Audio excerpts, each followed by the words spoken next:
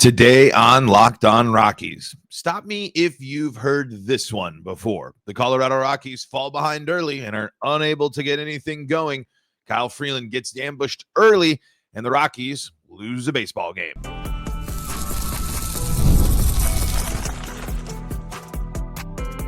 You are Locked On Rockies, your daily Colorado Rockies podcast. Part of the Locked On Podcast Network, your team every day. Rock on Rockies fans, welcome into the Locked On Rockies podcast for today, the 14th day of May in the year 2025. I'm your host of the Locked On Rockies podcast, Paul Holden, bringing you your daily Colorado Rockies talk right here on the Locked On Podcast Network, where you can find your team every day. And if your team is the Colorado Rockies, guess what? You're in the right spot, because that's what we do around here each and every day, free and streaming on your favorite streaming services and on the Locked On Rockies YouTube channel, where you can be part of the show. You can fire off your Rockies hot takes. You can let me know what's on your mind when it comes to the Colorado Rockies, just like so many of you have been. Thank you so much again for making us your first listen of the day. Today, we're going to be breaking down yesterday's game. Wanted to take a look at the Kyle Freeland game logs from this year as well, to kind of paint the picture of, is it Kyle Freeland and the fact that he has been giving up runs this year? Is that the bigger issue? Or is the bigger issue the fact that the Rockies are usually leaving him on an island when it comes to offense? In reality, it's more likely just a combo of both of them as a reason why you can point to issues not only with losses, but some issues with during these starts as well. We'll be diving into all that and more on today's episode, but the story was basically the same for the Colorado Rockies last night. Even with the fact of getting up and getting some offense again, starting early, getting a run in the first inning, but then from there, it's crickets. It's nothing. It's only 5 hits in the entire ball game there, and again, blanked for the remaining 8 straight innings here. And again, multiple situations too where the Rockies did have some chances there. They were threatening there again in the 8th inning. Another situation in which they have been threatening in this series, but clutch. They don't have anybody clutch. They don't have anybody in the middle of the order outside of Hunter Goodman that's really performing consistently enough. I mean, it is just so disheartening again when you have to hope and wait, and you have the Michael Toglia strikeout experience is just really starting to get to nails on the chalkboard types of levels. It's still an instance where this team, compared to how they struck out before, not so bad. But when the closer comes in and just blows you away with 3 straight strikeouts there, and even after, and while you have the opportunity to get runners on, when you're got something cooking and you're not down behind by that much, yes, it's still 3 runs by the time the 9th inning rolls around, but there's just it's just missed opportunity after missed opportunity. You're not going to win any ball games. You're not going to get any sort of progress in the win column if you can't bounce back and you can't navigate these games. I mean, it's just this was another example of how easy it is. I shouldn't say not easy, but the norm for the Rockies this year. It's just when, they're down. It's over. It's done. I mean, there's just there hasn't been, they haven't shown any sort of a pulse or an energy. We've seen a couple of games where they go back and forth, and some that they've won and some that they've ended up losing. But games like yesterday just really emphasize and highlight, I think, the fact of when it's, the Rangers, I don't think have done anything spectacular in this series. I don't think that they've done it. We've seen solid pitching, of course, but I mean, they drew 3 walks against this the starter yesterday. They only got 2 hits. They struck out 5 times still. And for the Rockies, that's not as bad, but those strikeouts again come in key situations, in key moments in the game where it's just like, get the ball in play, plain and simple. Just like that. It's. That's when I talked about this yesterday, right? I talked about how frustrating it is to lose the close games or be in a game and just get unable to get anything going. That's, just how this series has been in a nutshell. I mean, yesterday's game is so insanely frustrating, not just because it's, man, do something when you have the opportunity. What happened to, there is just no clutch. No clutch hitting, there's no big plays, and then it's mixed in with the fact that You have a starter that is, inconsistent and also prone to giving up runs this year in Kyle Freeland. And when you can't, and I think that this, it all leads into a little bit of the same thing. And to just go down 3-0. And Kyle bounced back after that first inning, eventually going the 6 innings there, only giving with 6 hits, 3 of those runs earned, and they happened on the first 3 batters of the game. After that, Kyle Freeland was able to settle in, but when you can't help out your pitching staff at all on offense, when you can't do anything, that's what's so frustrating. Or extra frustrating. It's just you don't have any hope or confidence or faith that this Rockies offense can start doing anything to help their pitching staff bounce back a little bit and get themselves back into the game. It's so disheartening that this team can't do it. I guess when my main focus always, like I've said before, is just as I'm a way more offensive focused, offensive minded fan. And for the Rockies offense to be this bad, this disappointing, isn't all that surprising when you factor things in. But as we're still navigating the waters now of what's next, where do you go, what do you do? There needs to start being like everything needs to be evaluated, including the guys that they thought were fitting the system and fitting the things. Why isn't it working? And what is it? Why can't they see the ball? Why can't they stop striking out? And it might just be the core fundamental. That's what it is. In the case of Tolia, we know that Tolia is supposed to be the high strikeout, high home run guy. But again, how do we start getting the high home runs to start happening? How do we start getting the Rockies offense to build off of jumping out and getting a run in the first inning and building on that and building momentum throughout the game, instead of moments where literally you just feel like you just kind of, anytime a Rockies batter goes up there, you just kind of hope and pray that they get that they get a base knock. And yesterday, again, Hunter Goodman staying hot, the only RBI of the game for the Rockies, and Michael Tolia did pick up a hit, but Moniak, hitless, in 2 at bats there. Sean Bouchard hitless in his pinch hitting appearance there. Owen Miller 0 for 2 in his 2 appearances after coming in for Nick Martini as a DH. Amador gets a walk but hitless. Trejo hitless. Doyle hitless. I mean, you just can't keep going like this and keeping it. It's just. I guess one of my biggest takeaways is my confidence in the Moniacs, in the Tolias, in the and in basically anyone in the Rockies batting order not named Hunter Goodman, I have my concerns about, and that includes Brenton Doyle. I as much as what he's got going on mentally on and off the field this year, and mixed with everything that's going on this year and how frustrating and difficult it must be for him, I kind of can give a little bit of an exception there because we've seen him be successful, but it's clear that the leadoff spot makes things different for Brenton Doyle, and he can't be as effective as he was last year. And it's something that he needs to adjust with. The Rockies need to adjust with. I don't know, but they need him to get going too. I still think Doyle has plenty of time in the season to start putting together a nice season for the club.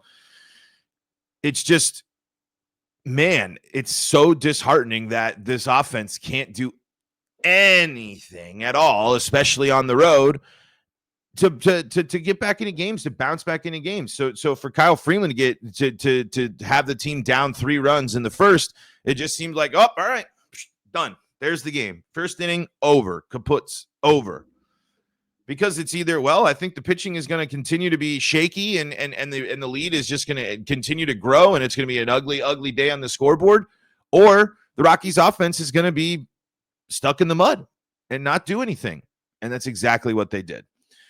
All right, we're going to take a break here, and then I just wanted to go over, and is it more of the Kyle Freeland problem, or is it more of the offense letting down Kyle Freeland in these games. Let's talk about that coming up next here on today's episode of Locked On Rockies. Before we do that, though, got to tell you about the folks that help make this show possible, and that includes Supply House.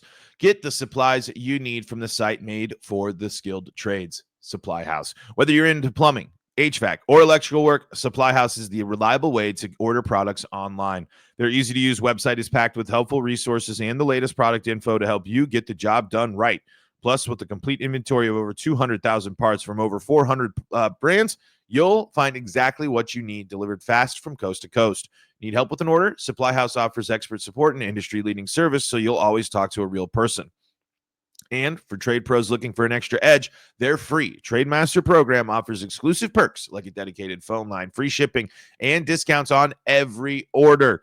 Thousands of skilled professionals are already taking advantage. Now it's your turn. Join the TradeMaster program today at supplyhouse.com/TM and start ordering plumbing, HVAC, and electrical supplies with just a few clicks. Plus, use promo code SH5. That's promo code SH5 for 5% off your first order. That's supplyhouse.com. This is the Locked On Rockies podcast for free and streaming on your favorite streaming services, bringing you your daily Colorado Rockies talk right here on the Locked On Podcast Network, where you can find your team every day. And if your team is the Colorado Rockies, guess what? You're in the right spot, because that's what we do around here each and every day, free and streaming on your favorite streaming services and on the Locked On Rockies YouTube channel, where you can be part of the show. You can fire off your Rockies hot takes. You can let me know what's on your mind here. And we'll dive into some comments here and coming up in just a little bit on the show. But I wanted to dive into some stuff here. And of course, when you look at it, and then the overall numbers for Kyle Freeland this year, and when I ask you, is it the Kyle Freeland problem? Is it the offense problem? Or do we just, do we have to just chalk it all up to both at this time? Well, the stat line will tell you that it's the Kyle Freeland problem. Through the 7 starts this year, 32 and 2/3 innings. Let's see. Actually, what is it? No, 9 starts. My apologies. 9 starts this year. 45 innings pitched, 64 hits given up, 31 earned runs to 35 strikeouts to 8 walks and a WHIP of 1.59. So not too shabby. But then you look at the ERA. You look at the fact that he doesn't have a win. You look at some of the bruises that's on the Kyle Freeland the Kyle Freeland resume here. Of those 9 starts that Kyle Freeland has made, 1, 2, 3, 4 of those starts have been at least 5 earned runs from on the hands of Kyle Freeland or because of Kyle Freeland. In those starts, those still going into the 6th, the 5th, 4th, and a 3rd there. And let's see where and then again and then 3 innings there. So not sometimes able to get get you some length and get you going in other cases, but overall not so great in those games. But in the other 5 games for Kyle Freeland this year, where he did not give up the over 5 runs in that, winless in all of them. 3 earned runs, 1 earned run, 0 earned runs, and then both of the 2 out of his 3 starts in May, allowing 3 earned runs in those games as well. But I was curious. Okay, 3 earned runs. Because when you get to the 5, when you get to the 6, when you get to the big stuff, of course, then you're like, hey, that's a tough start. That's a little unacceptable there. But let's just go over the scores of Kyle Freeland pitched games for Colorado this year. Yesterday, the Rockies lost 4-1. In the season opener, the Rockies lost 3-2. On April 2nd, the Rockies lost 5-1. On April 8th, the Rockies lost 7-1. The Rockies lost 6-0 on April 13th. The Rockies lost 3-2 on April 20th. The Rockies lost 8-7. So first time we have now seen a run scored more than 2 for Kyle Freeland in these starts. On April 25th, the Rockies did score 7 runs in that Kyle Freeland start. And then let's see, on May 1st, the Rockies scored 4 runs so it's Kyle Freeland, though, not getting the win in this game because of just the way it shook out there with the Giants taking the lead and the Rockies coming back late to win that ball game. And then finally, they were outscored 10-2 by the Tigers as well. So I know that wasn't exactly in order there, but the Rockies have scored more than 2 runs when Kyle Freeland pitches. Out of his 7 starts, they've done it twice. Any other time than that, and so in 7 out of the other 9 Kyle Freeland starts this year, they have scored 2 runs or fewer, only scoring 2 runs once, and the other times being more 1 runs or 0 runs.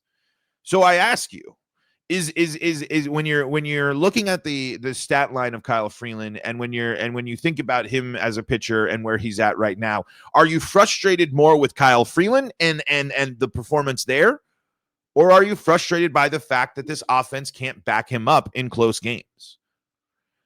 I think, again, everyone would say both. And that's the easy answer. That's the obvious answer, because it is both.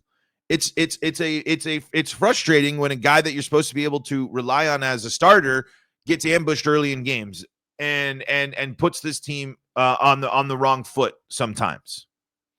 But it's also unacceptable that the offense can't back him up in the slightest when in most of his starts, in the majority of his starts, Kyle Freeland has kept you in the ballgame. A 3-run, giving up 3 runs shouldn't be a death sentence for you for every team.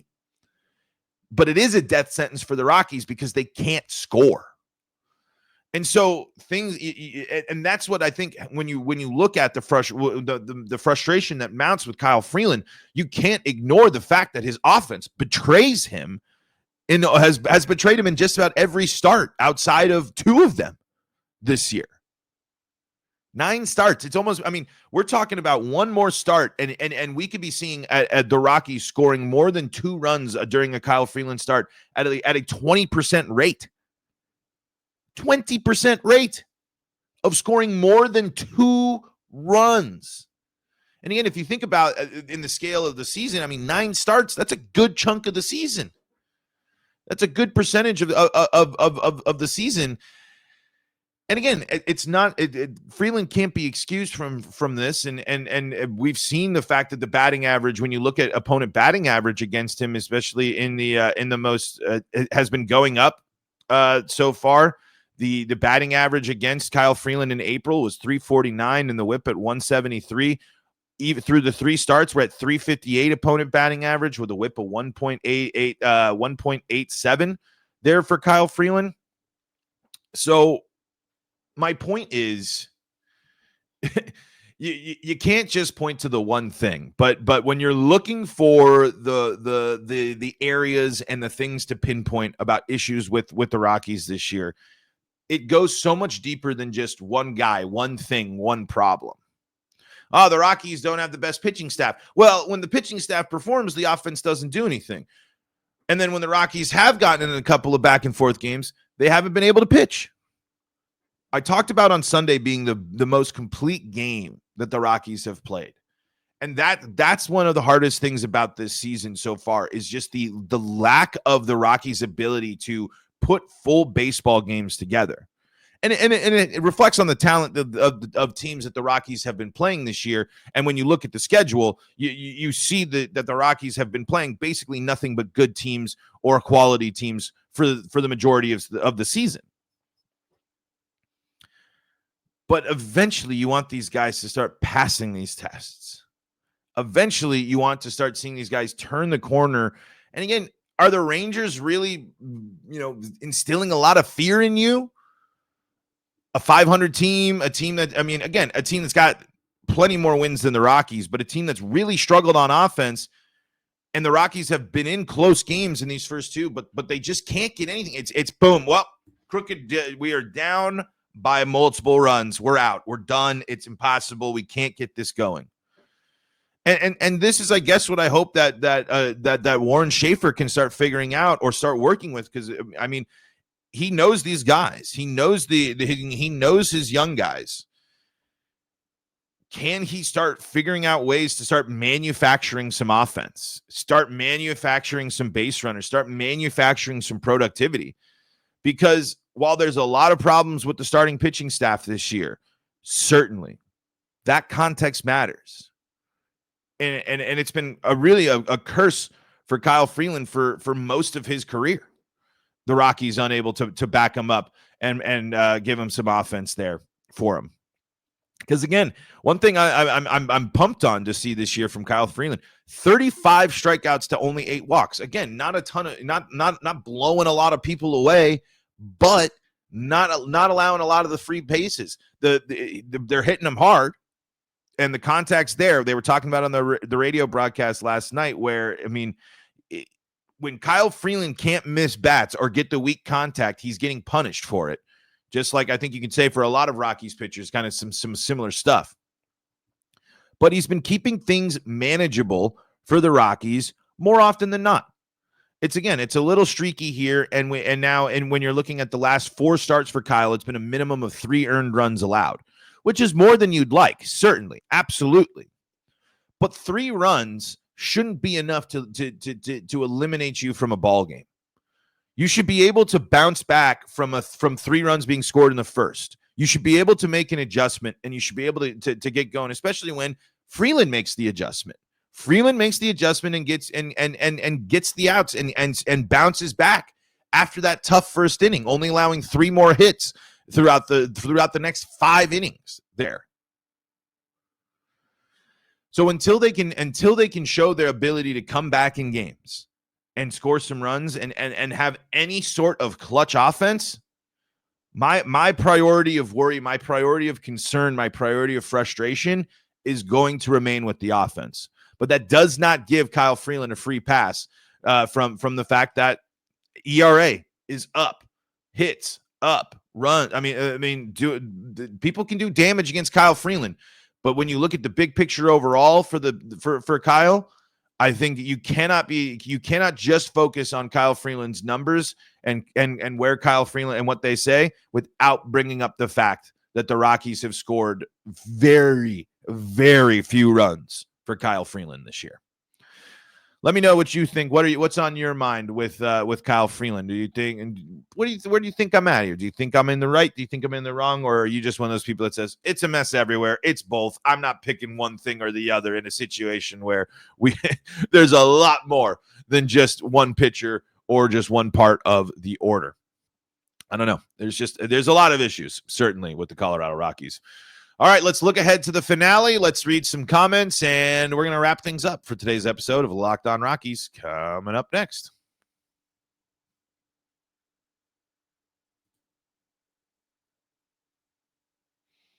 Thank you for making Locked On Rockies your first listen of the day. We're free and streaming, and we are also on the Locked On Rockies YouTube channel where you can be part of the show. You can fire off your Rockies hot takes. You can let me know what's on your mind when it comes to the Colorado Rockies.